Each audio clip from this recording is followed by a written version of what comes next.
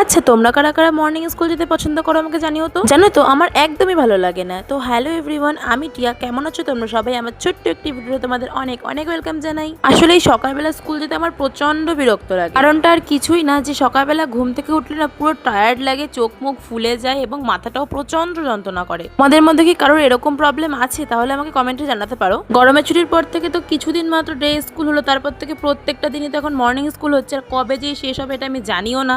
এই সিদ্ধান্তটা একদিক থেকে ভালো, যে সকালবেলা তো অনেকটাই গরম থাকে, সেই তো ভোরবেলা মর্নিং স্কুলটা করলে অনেকটা ভালোই হয়। কিন্তু যাদেরকে অনেক দূর থেকে স্কুলে আসতে হয় বা কোনো ম্যামদের যখন অনেক দূর থেকে ডিউটিতে আসতে হয়, তখন তাদের অনেকটাই কষ্ট হয়, সেটা তাদের মুখ দেখলেই বোঝা যায়। তো যাই হোক, আজকে স্কুল শেষের পর 12টার দিকে আমাদের পড়া ছিল, তাই আমরা কেউই আর স্কুলের পথে বাড়ি যাইনি। সবাই গেছিলাম দীপিকাদের বাড়িতে, কারণ ওর বাড়িটাই একমাত্র এখান থেকে পাশে হয়। এখন যদি আমরা মনে করতাম যে এখান থেকে সোজা বাড়িতে যাব, তারপর রেডি সেডি হয়ে আবার হাবড়ায় যাব, তাহলে আর আজকে আমাদের হয়তো পড়াতেই যেতে হতো না। তখন হয়তো স্যার পরিটরিয়ে বাড়িও চলে যেত। তাই আমরা সবাই মিলে কালকে রাতে প্ল্যানিং করে রেখেছিলাম যে আজকে স্কুলের পথে আমরা যাব দীপিকাদের বাড়িতে। তাই যাওয়ার জন্য এখান থেকে নিয়ে নিয়েছিলাম একটা কোল্ড ড্রিঙ্কস, কারণ দীপিকাদের বাড়িতে গেলেই আমি একটা করে কোল্ড ড্রিঙ্কস নিই। আর ওদের বাড়িতে আসলে তো এসির মধ্যে থাকতে আমার ভীষণই ভালো লাগে। আর এদিকে দেখো কাকি গরম গরম লুচি আলুর তরকারি বানিয়ে নিয়ে চলে এসেছে, সঙ্গে ছিল পাকা পাকা আম। যদিও আমি খাই না বলে আমি আর জিনিসটা নিই। আর আজকের এই লুচি আর তরকারিটা বিশ্বাস করো অসম্ভব সুন্দর হয়েছিল, মানে মারাত্মক যাকে বলে। আর এদিকে আমরা ওদের বাড়িতে আসায় বান্ধবীর কাজ করতে করতেই দিন কেটে যাচ্ছে। তারপর দিয়ে দিল কাকি আমাদের এক গ্লাস কোল্ড ড্রিঙ্ক, কারণ কোল্ড ড্রিঙ্কস না খেলে এই গরমে মোটেও শান্তি পাওয়া যাচ্ছিল না। তারপরে একদমই দেরি না করে ঝটপট রেডি সেডি হয়ে আমরা চলে যাব পড়তে। এদিকে তারপরে তো কোনো ক্লিপ আমার নেওয়াই হয়নি। আর পড়া থেকে বেরিয়ে খেয়েছিলাম একটু